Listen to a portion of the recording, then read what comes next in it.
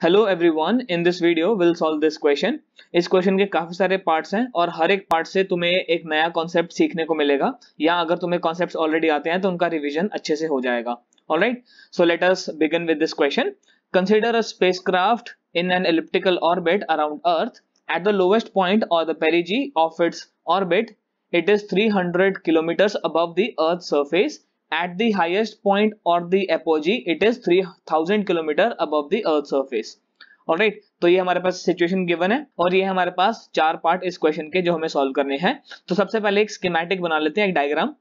तो ये है तुम्हारे पास एक रफ सा डायग्राम, ठीक है। ये एलिप्टिकल ऑर्बिट है और तुम्हारे पास फोकस पे है अर्थ, ठीक है।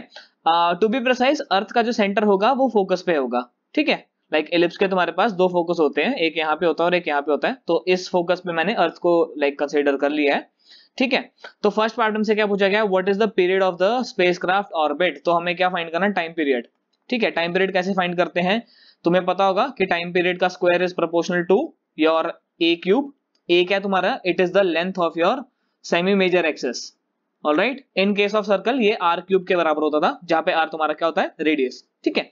एनीवेज, अच्छा, लेकिन ये जो प्रोपोर्शनलिटी का जो कांस्टेंट होता है वो क्या होता है, अगर तुम्हें पूरा एक्सप्रेशन याद होगा तो that is 4 pi square G M E, ठीक है। एम ई मतलब mass of the earth times a cube. Alright, ये तुम्हारे पास एक पूरा एक्सप्रेशन होता है। ऑलराइट, और इस जो कांस्टेंट है, ठीक है, इसकी वैल्यू क्या होती है, इसकी वैल्यू वैसे तुम्हें क्वेश्चन में गिवन है 10⁻⁻13, but to be precise I think इसकी वैल्यू 9.8 इंटू 10⁻⁻14 होती है, ठीक है। बट हम ये यूज नहीं करते हैं, हम यही यूज करते हैं। इनफैक्ट क्वेश्चन में भी हमें गिवन ही है, so let's use this value, ठीक है। So t square is equal to 10⁻⁻13 times your a cube. Now what is a, ठीक है। ए है तुम्हारे पास इसका लेंथ, ठीक है, यहां से लेके यहां तक का लेंथ ए। ऑलराइट, ये कैसे फाइंड करेंगे, ये हम फाइंड कर सकते हैं बाय द गिवन डेटा, ठीक है। देखो, ये वाला जो पॉइंट होता है तुम्हारे पास, ये होता है तुम्हारे पास पेरिजी, ठीक है, और ये पॉइंट होता है तुम्हारे पास, this is your apogee. Alright, given क्या है तुम्हारे पास कि एपोजी की जो हाइट है that is 3000 kilometres above the earth surface, ठीक है। It is not from the centre, it is from the earth surface, ठीक है। सो ये जो तुम्हारी लेंथ है यहां से लेके यहां तक, ये तुम्हारे पास है 3000 किलोमीटर्स।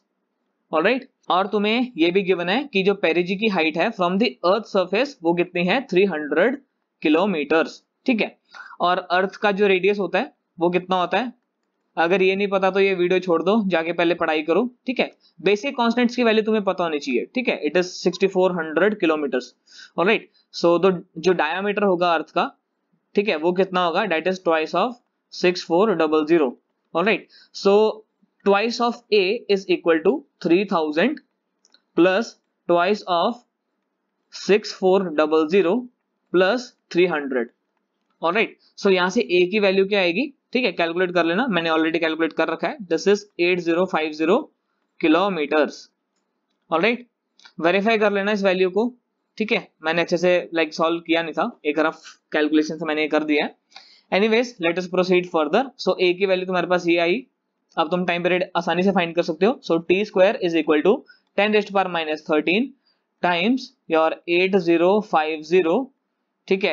एंड देखो, ये जो यूनिट्स हैं इसका भी ध्यान रखना, ये जो 10⁻⁻13 है it is second square per metre cube, और जो ए की वैल्यू है it is in your kilometres, so तुम्हें कन्वर्ट करना पड़ेगा, ठीक है। सो 10⁻3 से लाइक मल्टीप्लाई कर दो एंड इसकी पावर क्या है तुम्हारे पास 3, ठीक है। आई होप ये चीजें तुम्हें समझ आ गई होंगी। So t is equal to under root of this whole thing, ठीक है। लिख लेते हैं एक बार फिर से, 10⁻⁻13 और यहाँ पे 3 से 9, सो 10⁻9 एंड यहाँ पे 8050 क्यूब, ठीक है।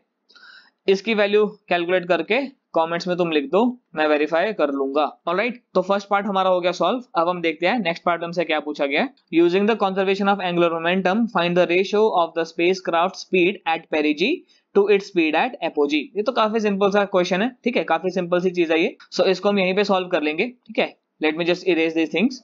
सो नेक्स्ट पार्ट में हमें Vp और Va का रेशियो फाइंड करना है, ठीक है। Vp मतलब velocity at perigee and similarly Va is the velocity at the apogee, ठीक है। तो हम यूज करेंगे conservation of angular momentum, question में भी गिवन है, ठीक है। So conservation of angular momentum से क्या होगा, so m v1 r1 should be equal to your m v2 r2, ठीक है। नाउ V1 और R1 जो है हम ये वाला पॉइंट ले लेते हैं पेरिजी के लिए, और V2 R2 हम ले लेते हैं फॉर एपोजी।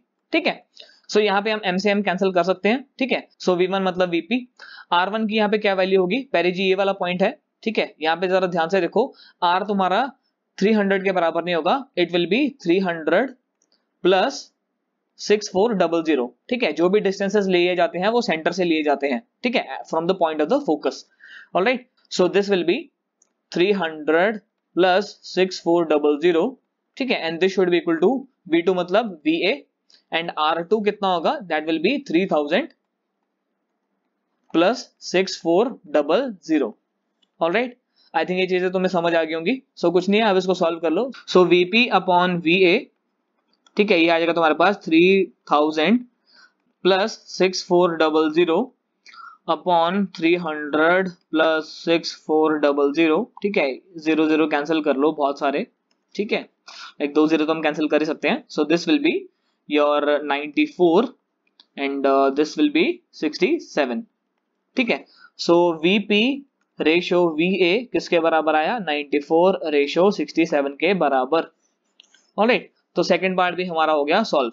ऑलराइट, तो थर्ड पार्ट में हमसे क्या पूछता है, using the conservation of energy find the speed at perigee and the speed at apogee. ठीक है, अब तो काफी सिंपल हो गया। ठीक है, हम कुछ नहीं करेंगे, कंजर्वेशन ऑफ एनर्जी लगा देंगे at apogee and at perigee. ठीक है, सो टोटल एनर्जी हम जरा पहले लिखते हैं। ठीक है, so total energy at apogee किसके बराबर आएगा, this is equal to half mVA square plus negative of GMME, ठीक है, अपॉन योर R2, ठीक है, which is equal to 3000 plus 6400। ठीक है, and this should be equal to your the energy at perigee. ठीक है, so half mVP square plus negative of GMME upon R1, R1 is 300 plus 6400। Alright, I hope कि ये equation कैसे frame किया ये तुम्हें समझ आ गया होगा। ठीक है, now by using this and by using this equation तुम VP एंड VA कैलकुलेट कर सकते हो। ठीक है, क्योंकि दो इक्वेशंस है और दो वेरिएबल्स हैं, यू कैन इजीली कैलकुलेट। इसका कैलकुलेशन थोड़ा सा टफ होगा, बट हिम्मत मत हारना, तुम कर लोगे आसानी से। अगर तुम जेईई के लिए प्रिपेयर करे तो इतना मैथमेटिक्स तो तुम्हें यूज करना आना ही चाहिए। ऑलराइट, ठीक है, बाकी जो कॉमन फैक्टर्स है वो तुम काट लेना पहले, जैसे स्मॉल m कैंसिल हो रहा है हर जगह से। ठीक है, बाकी सब तो स्टैंडर्ड चीजें हैं, you can just go for it. Alright, तो VP और VA का वैल्यू भी तुम कमेंट्स में लिख देना। ठीक है, मैं तुम्हें यहाँ पे स्पून फीड नहीं करूंगा बिल्कुल भी। ठीक है, क्रेटो फिजिक्स चैनल जो कमजोर दिल वाले बच्चे हैं उनके लिए नहीं है। ठीक है, तो ये सॉल्व करके तुम कमेंट्स में लिख देना, मैं वेरीफाई कर लूंगा। ऑलराइट, तो अब हम इस क्वेश्चन का लास्ट पार्ट देखते हैं। सो डी पार्ट में हमें गिवन है, it is desired to have the spacecraft escape from the earth completely. If the spacecraft rockets are fired at perigee, by how much would the speed have to be increased to achieve this? What if the rockets are fired at apogee? Which point in the orbit is the most efficient to use? तो सबसे पहले हमने पेरिजी से spacecraft को escape करवाया, पहले हम वो केस स्टडी कर लेते हैं। नाउ एस्केप करवाने का मतलब हम उसको इतनी सफिशिएंट एनर्जी दे देंगे ताकि उसकी जो टोटल एनर्जी है वो 0 हो जाए।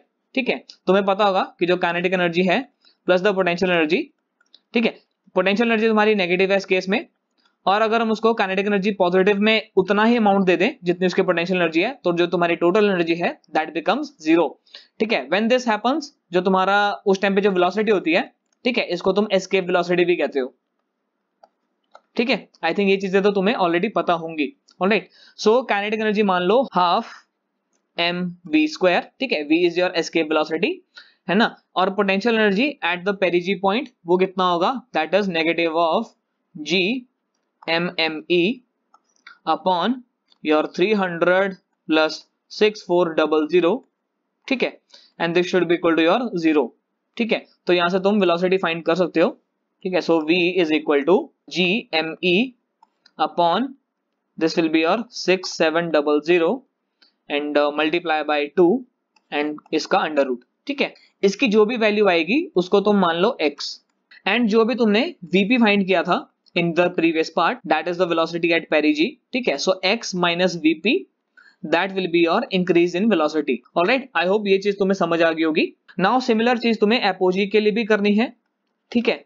एपोजी के लिए भी तुम्हें सेम ही काम करना है, कुछ नहीं होगा, बस ये जो आर है दैट इज ये जो आर जो तुम्हारा पहले जो 300 प्लस 6400 था, ठीक है, अब इसकी जगह तुम्हारे पास जो आर आएगा that will be your 3000 plus 6400 होगा, ठीक है, दैट्स इट। इसके कॉरेस्पॉन्डिंगली भी तुम वेलोसिटी निकालो, ठीक है, और जो भी तुमने पिछले पार्ट में वीए फाइंड किया था, ठीक है, उसको इससे सब्ट्रैक्ट कर दो, वो तुम्हारे पास क्या आएगा, that will be your increase in velocity. And in दोनों वैल्यूज को कंपेयर करके तुम मुझे बताओ कि ज्यादा एफिशिएंट पॉइंट कौन सा होगा, ठीक है, ठीक है, efficient point to leave the orbit, ठीक है, या to escape. Alright, I hope ये क्वेश्चन तुम्हें समझ आ गया होगा, ठीक है। मैंने इसमें कैलकुलेशंस बहुत कम किए हैं ताकि तुम भी इस क्वेश्चन पे अच्छे से वर्कआउट कर सको। इस टाइप के क्वेश्चन सॉल्व करना तुम्हारे लिए बहुत ज्यादा जरूरी है, तुम्हारे कॉन्सेप्ट्स बहुत अच्छे हो जाएंगे अगर तुम इस टाइप के क्वेश्चन सॉल्व कर पाओगे। ऑलराइट, सो वीडियो पसंद आया तो प्लीज लाइक करो, चैनल को सपोर्ट करने के लिए प्लीज शेयर एंड सब्सक्राइब करो। Thanks for watching, take care and keep learning.